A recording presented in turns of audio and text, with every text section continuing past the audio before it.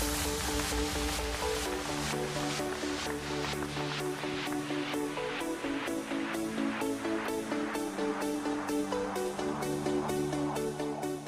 evening, everyone.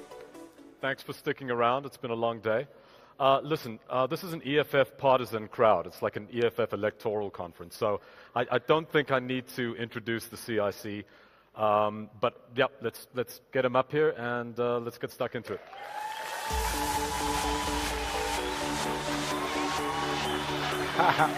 Where do I go? So we give a quick address, yeah?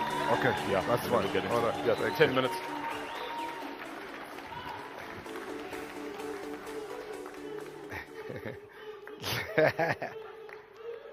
Thank you. Thank you very much to the former Minister of Finance, who will never be again because the ANC will not retain power in 2019, even under Cyril Ramaphosa. The leadership of the EFF, the important guests invited here today. I see you have changed venue from Vodacom to a new venue. I just wanted to tell you that there are also beautiful venues in Alexander. We can still have this type of discussions where our people are found. This platform is one of the most important platforms annually in South Africa's political and policy discourse. In the process of doing revolutionary work, it is always important to pause and engage with those who will otherwise not engage with you. If we truly trust our ideals and ideas, we should always be ready to share them with other people, particularly those who disagree with us, and defend them. The many political developments that have happened in 2017 illustrate the simple fact that our country, South Africa, is on the verge of turning into a failed state, like many other failed states in other parts of the continent. The features and definition of a failed state are not difficult to notice. 1, the absence of the rule of law. 2, the emergence of untouchable precedent. 3, massive corruption that is not acted upon. 4, promotion and embracing of mediocrity into the highest office. All these features perfectly define where we are as South Africa. We have witnessed the growing confidence of white supremacists who seek to undermine the democratic project.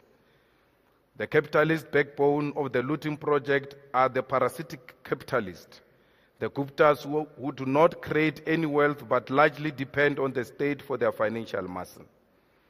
The white supremacists are anchored by beneficiaries of apartheid capitalism who take advantage of the fact that the sitting government is self-destructing. All these developments do not substitute the fact that majority of our people are still excluded from the mainstream economic participation. Black people in South Africa are living in squalor, and those with political power do not know how to use political power to capture the economy on behalf of the black majority and Africans in particular.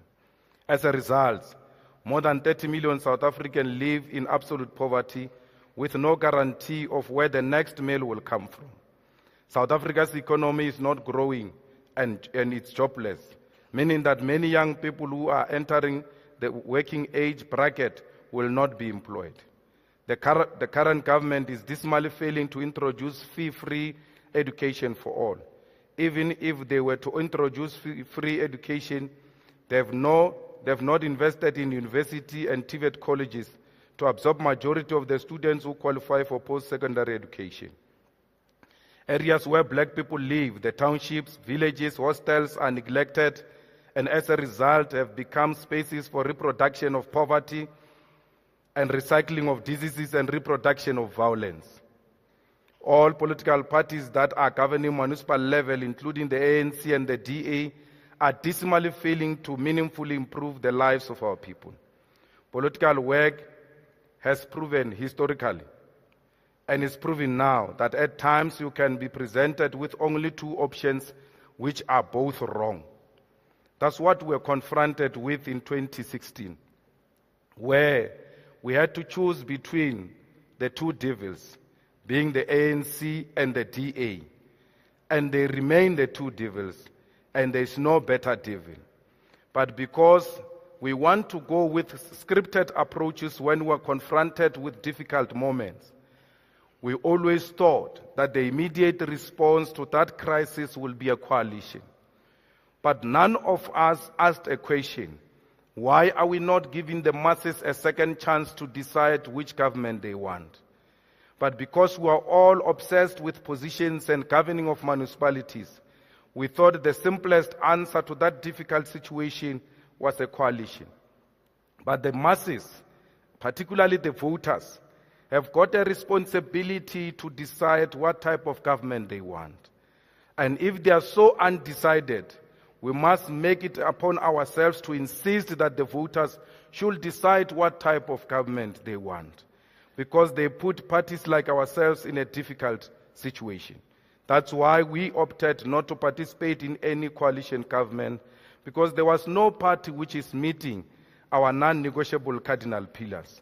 All we did was to sit and vote for anything that makes sense at a time.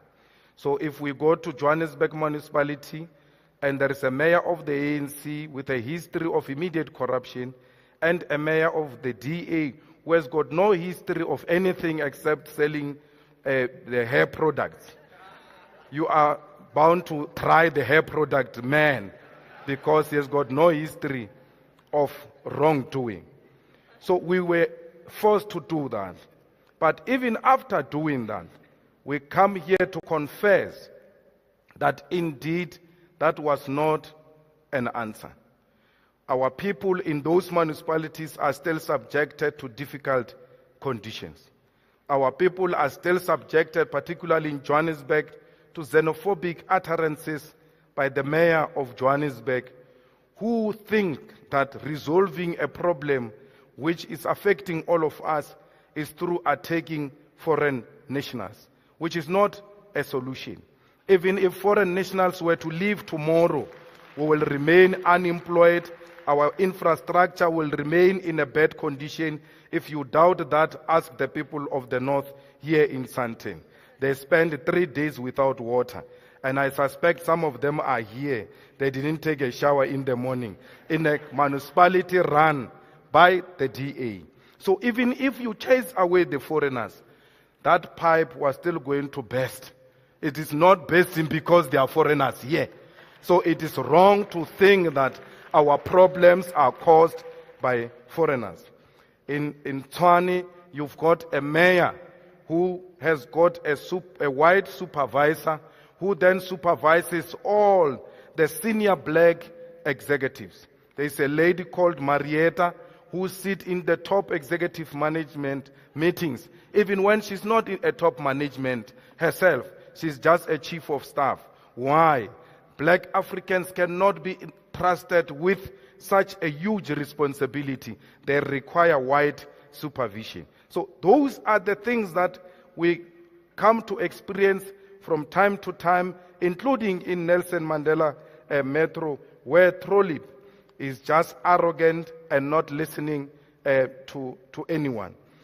We find ourselves in this situation because the voters were undecided, and all of us opportunistically took away the right, took away an opportunity to give voters a second chance to correct their mistake. So we think that in 2019, no matter what happens, if there is no outright winner of the national elections, the voters should vote until they decide who should be their government. They should not leave that responsibility in the hands of the few elite. And when we make choices of such things, they then complain. I don't understand why ESCOM, 23 years into democracy, still honors apartheid contracts. We're complaining here about Guptas. The Guptas are just an irritation.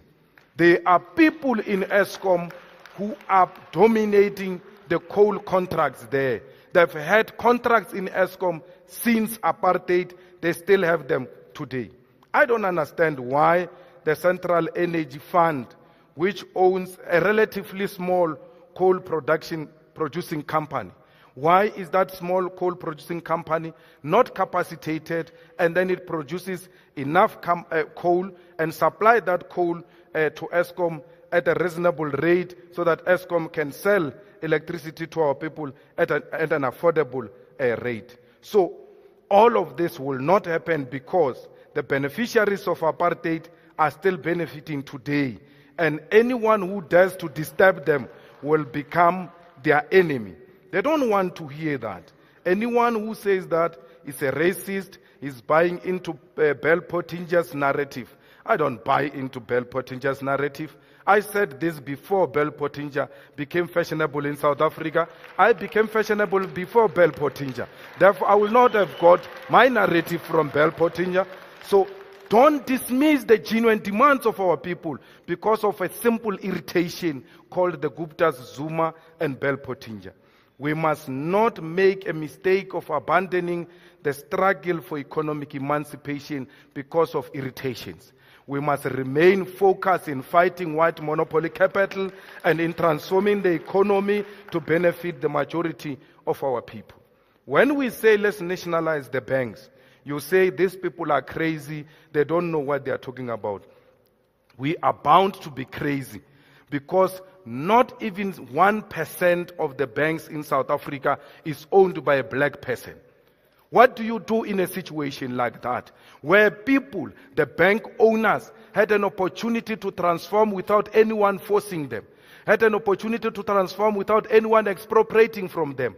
23 years into democracy, they've never done that. So you are waiting for craziness. Maybe the craziness is what will be a positive response towards transformation of these economic sectors. Many people say these investors will go because you are scaring them, they will live with their things. What is the point of having them here if we cannot eat this food? We can only smell the food. We have no access to this meal. The bosses are eating alone. The bosses must begin to eat with their people. Otherwise, they can take their food and go, because this food is not benefiting anyone here. We are only eating the crumbs that fall from the table. And that's what we black people are fighting over. We cannot agree to that. The minds are not transformed. The commanding heights of the economy are not transformed. The property ownership patterns are still the colonial and apartheid patterns of property ownership here in South Africa. And everyone else who says that he is not educated, he is stupid, he doesn't think. And many of our people who suck up to these dominant ideas of colonizers agree with the narrative that we cannot think. We can think. We don't have to be economists. We know what we want. All we want is an economic freedom in our lifetime. We said we want free education. And then we are told we cannot afford free education. The banks must loan these people so that they go to school, so that we are permanently in a debt. We will never be free economically, even when we graduate and go and work somewhere. In terms of these recommendations, we must be loaned money and forever be in debt. And what is even worse, our banks can be bought by foreigners. It means you are owing the foreigners, not even South Africans. You are owing the Americans, you are owing the British, you are owing the dominant economies in the world. Why are we not creating a state-owned bank which will not be foreign-owned, and then give these loans in the immediate to our students, interest-free loans to our students, and only those who earn more than 1 million per annum should pay the debt back. Those who earn less than that should not pay the debt back, because that is not money. Especially those who come from poor background, especially black people who still have got a responsibility, by the way, to go and pay the black tax. They must build homes for their mothers.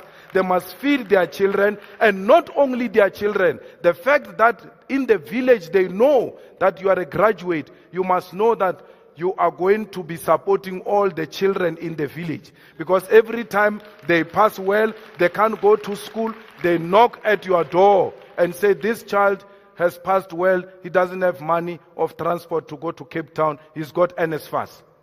He's got NSFAS, he doesn't have money for registration. Those are the people who must be exempted from paying this loan back because they are taking care of the poor in the villages and in their own homes. In South Africa, we don't need military intervention. There is no crisis that requires the soldiers to do what they did in Zimbabwe. We must thank Madiba and his generation because they left us with a very powerful weapon to defeat any wrongdoing. Voters don't exercise their votes. Even when we say the ANC is corrupt and show all this evidence, with all this evidence, with the emails, with the testimony that gets to be given in the ESCOM inquiry, the voters still vote the ANC into power. So why do you want to blame anyone? You can't blame Zuma. Zuma didn't put himself in power. Zuma says every day to my man in parliament, if we go to the elections tomorrow, I'll clobber you. And he's not telling lies, he's telling you the truth. The South African voter will vote for this corruption. The voters must exercise their power. The voters do not exercise their power. In 2016, YDA won some municipalities and become a leader in those municipalities. It's not because people outvoted the ANC. The people did not go to the polls. They stayed at home. Meaning, the people love the ANC. And without the ANC, there's nothing else for them. Why is the voter so loyal to the ANC? What is it that we don't see, which the voters see in the ANC? There's no any amount of march which will bring you a regime change. There's no any amount of looting and destruction of property which will bring a regime change. Not in South Africa. All of these things of marching and all that is an attempt to conscientize the voter. But the whole power rests with the voter. There's nothing we can do. Anything other than the power of the voter is unconstitutional and it must never be encouraged in South Africa. The voter must know the power they have. You cannot say you love this constitution and say this is the best constitution ever and then want to do unconstitutional things because you are irritated by Jacob Zuma. It doesn't matter how much angry you are. Respect the constitution and the will of the voters. So that's why when we make a call, we say Zuma must go. We don't say the ANC must go. Because the voter voted the ANC. So we cannot undermine that will of the voter. But we can say, this one who's not a product of the voter must go. So the ANC must self-correct. But the ANC has got no potential to self-correct. There's no potential leader who will emerge and lead the ANC into victory in that conference. That thing is not a funeral of the ANC. It's an unveiling of a tombstone of the ANC. Because the ANC is long dead and buried. So I hope I'm not going to get a question that says, who will be the best president in the ANC? They are all the same. Ramaphosa was there when the rot happened. Ramaphosa, in his discussion with Kgalema Motlanthe, remember that guy said to Kgalema, I'm only contesting because I want to fight corruption. I've never seen Ramaphosa in any police station opening a case against corruption. Thank you.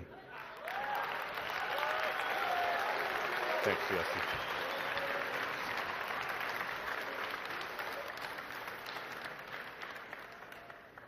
Okay, so I guess we are here in no small capacity to talk about this unveiling of the ANC's tombstone. So you are in the enviable position, I'd say, of not having to vote for an ANC president this time out and having to apologize in 5 years for having done so. And you said you've never lost a conference, right? Yeah. What makes this electoral conference for the ANC so different from the one in 2007, which was a complete watershed in this country's history? Well, I don't think it will be a watershed moment for the ANC, because it's a continuation of the road which started in Polokwane. And therefore, the crooks are going to choose which one is the better crook to lead the mafias going forward. So they are not choosing a president, they are choosing a don of the mafia. So we must know the difference. So it's not a turning point. Nothing is going to come out of it. They said radical economic transformation. In their policy conference, they came with nothing close to radical economic transformation. So I don't know what is the excitement about. There's really nothing which is going to happen. The watershed moment, not for the ANC, for the country, is 2019, when a country will have an opportunity to choose a different government. And that possibility exists. If you look at how much the ANC got in the previous elections in 2016, 54% or anything like that, it's clearly on its way out. And it doesn't matter what they do in the conference in December. Okay, well, that seems to be a lot of the consensus opinion is that the ANC is going to be voted out in 2019. But you've just said that the voter needs to exercise this power, and the voter still seems to, no small part, be addicted to the African National Congress. Perhaps it's because the EFF doesn't have something to sell. Is there something materially wrong in a saturated political market with the message that you're delivering, particularly in rural areas? No, the EFF has got something to sell. The problem is that our people do not trust new ideas. Our people respond more to ideas that have been there for quite some time. And I always give some small example that if there is a new product of washing clothes, and you go and buy that product, and then you come with it at home, your grandmother or your mother is going to fight with you big time. I told you to buy Omo, not this thing. Mama, this one is much better. Country. Even before they test the strength of that product, already they reject it outrightly. So the EFF survival is going to depend on its staying power. If it stays for long, if it handles its internal matters properly and to the satisfaction of the voter, and EFF gradually handles some municipalities, some wards where they've won properly, including the universities. They've just won VETs now. The voter is looking at what are they doing at VETs? Can they be trusted? Once they do that, they will gradually gain the trust of our people. So our people are not that gullible that there is a new color now, let's go for it. No, they want to see, does this have a staying power? And the EFF does have the staying power. Okay, but you've been sort of uncharacteristically quiet this year for a party that has been sort of born on a whole bunch of noise. We know that you've dubbed this year the Year of the Branch.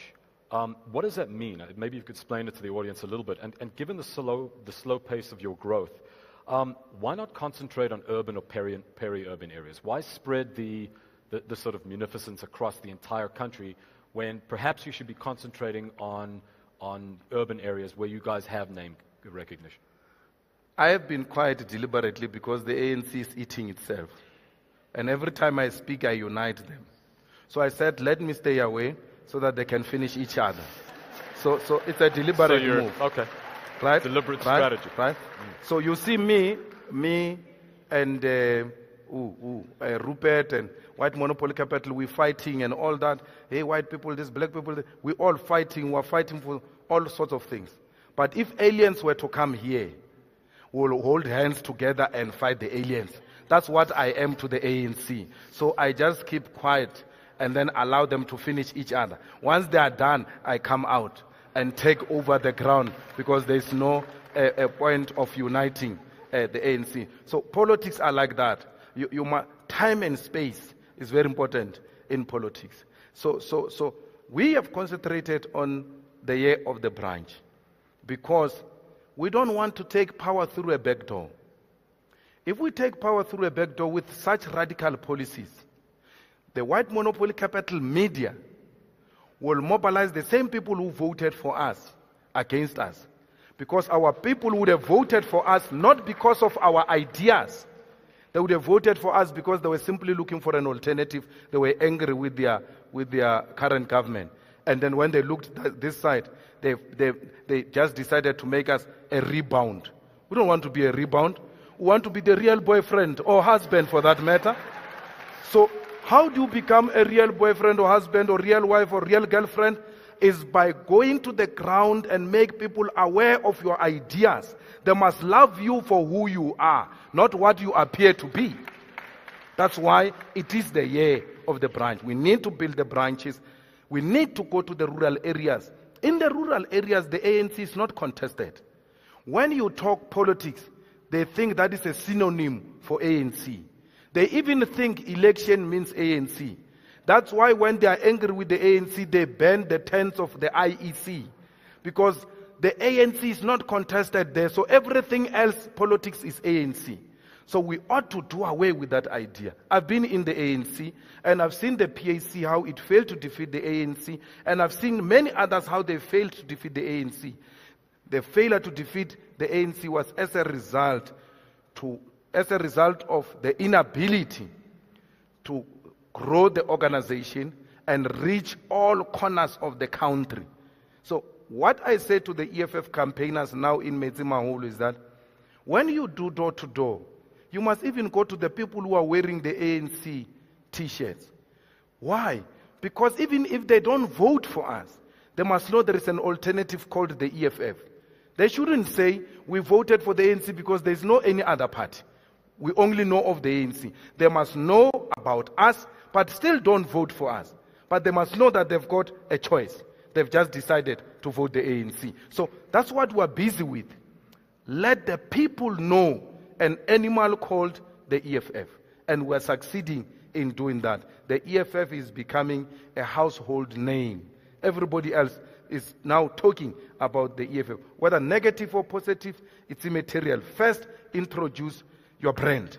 Let people know this brand called the EFF. So let's just spend a little bit of time with white monopoly capital. Towards the end of 2015, I believe, you said that you were going to start a campaign of stepping up pressure on the banks. Yeah. Stepping up pressure on the big companies, the untransformed big companies in this country. With the Gupta leaks, we've done a great job of patting ourselves on the back on all of this stuff, but I'm not sure we've done a good enough job linking for the average person in this country what corruption actually means. That when you steal from the government, you're actually stealing from people's plates. We haven't explained this process well enough, right? At the same time, you have political parties that seem, or opposition parties that seem very meek in the face of these big corporates. Haven't put the pressure on them that we would expect. In fact, if anyone has a scalp, it's the Democratic Alliance with Bell Pottinger. Shouldn't the EFF be stepping up? Shouldn't you be holding to that promise about going after ABSA and the other banks? My brother, in this country, in every big company, there's a huge debate taking on. How do we transform? How do we empower our people? Because of the EFF. There is no company in South Africa which is not talking about this. They may not be doing it, but majority of these companies are now beginning to talk. The ANC doesn't talk about corruption because they are doing it. The DA doesn't talk about transformation because it's benefiting them when the industry remains untransformed. We speak about both. There's every black person in this country, in their workplaces, including the unemployed people, when they are confronted with difficult situation, they are like, maybe we must call the EFF to come and attend to this management. Everywhere. When they are not getting promotions, when white young people with less qualifications are imposed on them, the first thing they say from their mouth is, EFF spoke about these things long before, and we see them happening now. So we've given our people the weapon to use at their workplaces. So we don't have to be there ourselves. Those workers who are there, they are the EFF themselves. They are now fighting for themselves. Today, we see a lot of things being exposed because the EFF has given these people a voice. They've got the voice. So don't tell me about public relation Bell Pottinger. I'm talking real stuff, man. Our people have gained serious confidence. Ask any black person in corporate here in Sandton when you live here. They will never articulate and not finish their articulation without praising the EFF on how it has brought about confidence in them. The Johannesburg Stock Exchange here, we went into a meeting with them. The company, they said to us, we've started gradually to introduce offering our workers the shares in our company, in line with what you have asked us to do. And there is a chap in this company who speaks a lot here. He's the one who stood up in the meeting of the workers and said, we're happy you are beginning to implement the memorandum of the EFF because now we're receiving something from the company we work so hard for. So all of that, it's happening. And because we're doing it genuinely, not for public relations, we don't care whether it gets reported or not. As long as the conditions are changing for our people, we're happy with that. We've done that. We've put too much pressure in this country. We continue to put too much pressure in this country. We didn't go to ABSA for simple reason. Because Gupta Stooges hijacked our plan and went to ABSA. And then what must happen? I must march behind Atul. I can't do that. I'm not going to do that. I'm not going to do it.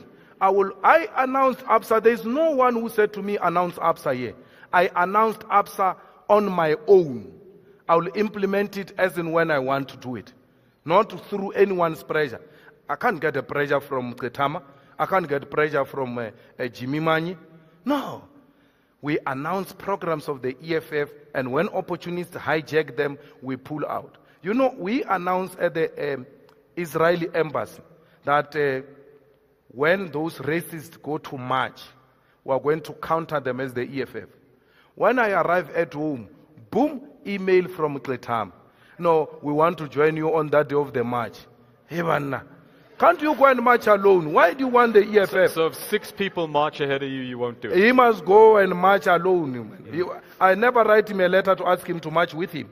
So I'm not going to be hijacked by opportunists. You see, you are not going to use the Gupta's corruption to justify an attack on white monopoly capital. They are all the same. They are parasitic. They are all capitalists. They steal from our people. So I don't care about Guptas. In the same way, I don't care about white monopoly capital. And white people must start moving away from a concept of white monopoly capital.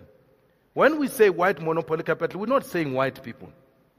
But, you know, they've become so fragile that when you attack white monopoly capital, they think you are attacking them. They should be joining, especially white women who were excluded by these white Afrikaner males from owning the means of production. The white women must join the EFF and say, yes, we too were excluded by our own husbands. We want to own the land. We want to own the industries. That's what we're talking about.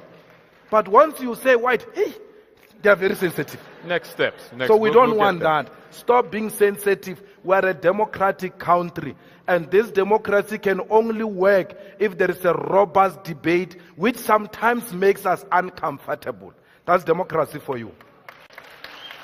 That clock is being really cruel. And I do want to open it up to the floor for some quick questions. That will be questions and quick. But I want to jump from Sandton to Zimbabwe. Yeah. I'm totally confused. You loved Bob back when you were in the ANC Youth League. Then you fell out with Bob. Now you sort of are happy that he's gone. Explain to me the whole process, because I love Bob. There's never been a moment where I don't say I love Muga. I don't love Muga. I love him. But you advocated for his removal. But when I love you, it doesn't mean I can't criticize you.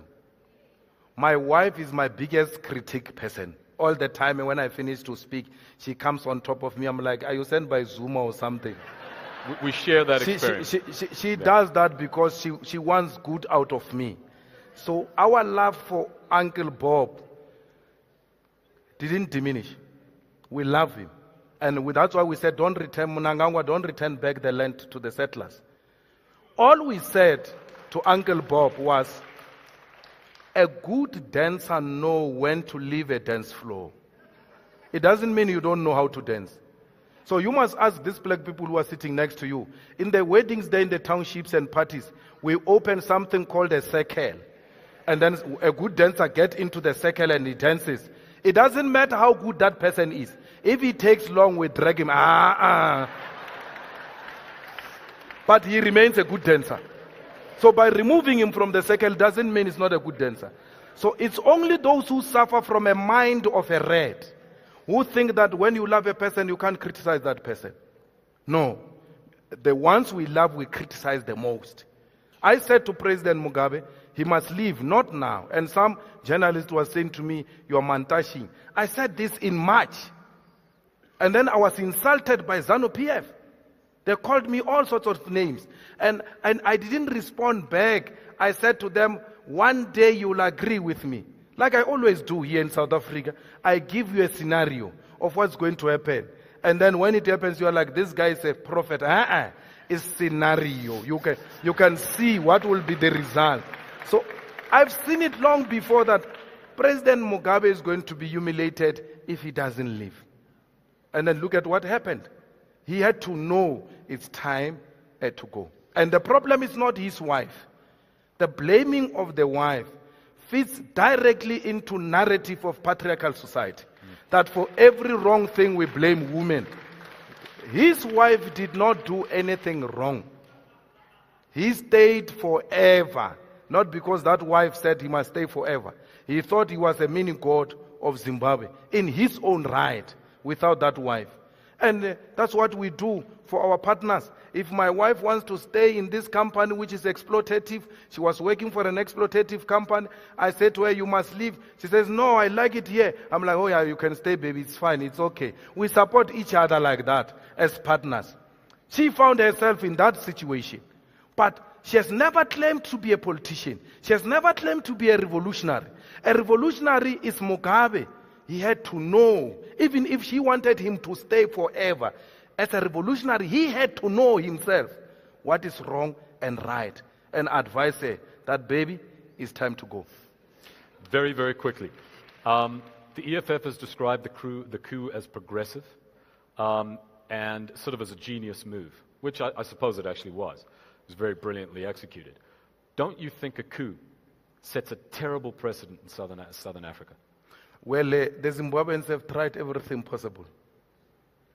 You know, there are certain things we don't wish for ourselves, but we find ourselves in that, you know, a compromised position. That's why we kept on begging them. We don't want a drop of blood. We don't want a drop of blood. Let everyone cooperate. It's an unscripted type of a coup. I think those who come after us, students of politics, will have to really write about that and explain what happened. And how can it be done like that without a drop of blood? So we want to thank them for that. We may not agree with the method they used, but those people were in a terrible situation. Where a man fires people like it's happening here in South Africa without any reason. An abuse of power. It cannot be tolerated. You are forcing the army to act in a manner they did in Zimbabwe. That's why I'm saying here in South Africa it will not happen. Because here we go to election every 5 years. And then we choose every president we want. Even if Zuma wants to come back now, it will not happen. Are we going to take him? Election in 2019? No, if he wants to stand, we're going to take him to court and disqualify him. He can't run for the third term. He can do that thing in his shack called the ANC. Not in South Africa. No, here we're not going to allow that nonsense. We'll take him to court, and when he defies the court, he will be charged and arrested. I'm going to open the floor very quickly. Over there. Over here. Go ahead. Thank you very much for coming, Julius Malema. My name is Mikey from Umuzi. I just want to ask you a question, very simple for the youth of South Africa. What is that thing that you want to tell people out there, especially the youth of South Africa? As I said, that we are here unemployed, we're trying to go to schools, we don't have funds. If the EFF goes into power, what is that thing that you want to tell the youth that this will happen for them for change? Well, we need to open universities for our students. We will make resources available. There's plenty of resources in South Africa. And those resources are being taken out of our country through illicit financial flows and tax avoidance. All of that needs to be arrested, and we rechannel the resources to important things like education. We need to minimize, especially the spending on politicians. A lot of money gets spent on politicians. They've got houses in Pretoria, houses in Cape Town, they fly all types of things, they've got all types of benefits. You need to cut those things out. I don't understand why we buy cars for politicians and not buy cars for workers. Because workers go and get financed by the banks. Politicians are earning salaries and huge salaries. Let them go and queue in the banks there and apply for the financing of their cars. Let them pay for their cars. And then if they do our job, we'll see how we pay them back for those jobs. We pay kilometers, whatever the case might be. So it cannot be that some money must be made available for these special people. There is enough money. We need to fight unemployment in South Africa by bringing confidence in the investors. There is a lot of liquidity in our banks. The people with money, they are not investing in industrialization, which will lead into jobs because they don't have confidence in our democracy. They don't have confidence that tomorrow their investments will be safe. We ought to guarantee them through how we conduct ourselves, by combating corruption, by arresting those who are not law-abiding, by making sure that the institutions of the state are functional. By doing all of those things, we'll then build investor confidence. Once industrialization happens, once liquidity gets invested in South Africa, we get our people jobs. So once we address that, we're made. And our people, especially the youth, you must never say that you have been to school and there are no jobs, therefore education is useless. No. You are not getting education because you want to be a teacher or an engineer or anything of that sort. You are just expanding your knowledge and your understanding. Through those qualifications, you can outmaneuver every situation. Even if there may not be jobs in your field, but an educated person will always rise above. So we must emphasize education and education at all costs. We must go to school. I realize the importance of going to school after ANC, by the way, because no one told us to go to school in the ANC. We drank alcohol with very old people. We had all types of access to money with very old people who never said to us, go to school. They created an impression that, you know, what matters is these nice things and money. Then you are sorted. I didn't even have a policy when I was in the ANC, because we're told when you die, the ANC will bury you. So that zombified us. We're ANC zombies. And then only became liberated after that. It looks like we have to do right things here. Because without education, you now rely on certain individuals. And therefore, by relying on certain individuals, you become a zombie of that individual. We've got one more question in the back there. Someone is going to tell me to cut this off at some point, but let's go ahead. Great points on education, and I think, and congratulations on pursuing your postgraduate qualifications. It inspired a lot of young South Africans in townships today. I think you gave a really good account for why South Africans continue to vote for the ANC, but I want to add one more thing to that. And the reason I think a lot of South Africans continue to vote for the ANC is because the opposition politics of South Africa, including yourself, suffers from a credibility crisis. So you may say a lot of noble and nice things, but people don't trust you, and rightfully so. The examples we have is that the DA says that they care about black people and poor people, but only 9% of their parliamentary caucus are black women, where 75% of their parliamentary caucus are white men. So you can't trust a party that preaches one thing and behaves in another. Similarly, your party's done similar things.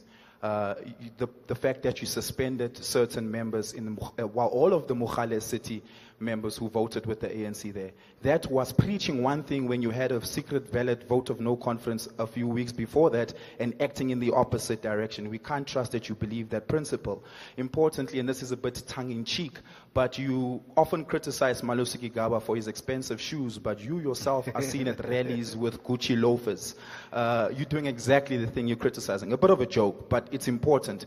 Your party continues to exclude people based on other things, arbitrary factors like voting in a certain direction using their conscience. And I think even in your party, the representation of women in the top leadership is not as transparent or is not at a level where it's supposed to be. The fact that the most prominent members of your party is yourself, Floyd Mbuyiseni, and the advocates. What do you have to say about correcting the credibility crisis that you have caused for yourself? And how do you think South Africans will gain confidence in you? Another thing, you know you've been embroiled in tax situations, and that can't be by accident. You have not yet apologized to South Africans for not paying taxes, because that is active theft. You're stealing from the people. Where is the apology? Are we getting it anytime soon? Thank you. The first thing we need to get right is that there was never a secret ballot in Mogale City. There was never a secret ballot, so give yourself wrong on that one. And therefore, you cannot say you voted in a secret ballot, and therefore when people voted secret ballot, you expelled them. It's not true. It's factually incorrect. Secondly, that there was no voting in Mogale City. Right? So give yourself another wrong on that. Because the EFF with the ANC came together and then they passed the budget. And because there was no opposition to the budget, there was no need for voting. So before you stand up, especially where there are cameras, before we mislead people, we have to get our facts right. So the Mogale City chaps were told, don't go to a council in Mogale City because we want the municipality to fail to pass the budget, so that we can have a rerun in Mogale City. Why? Because the people of Mogale City are subjected to unstable government. The difference between the ANC and the opposition party was one vote. Every time they go to a council, they come with a new mayor. You cannot subject the people of Mogale City to such thing of unstable government. So we had to say to them, let's pull out and then go for a rerun and have a stable government, so that the people of Mogale City, they know that once you go to council, the council will come back intact with a program to better our lives. What do the EFF people do? They go to that council after agreeing with us and not raising an objection in the meeting. They all agree that this is what we're going to do. So they go and pass the budget and then trust the ANC crooks with the purse. How do you leave a criminal with a purse? So, and then you say to me, that is conscience. I thought conscience has got to do with something good and correct. It can't be conscience if it's perpetuation of corruption.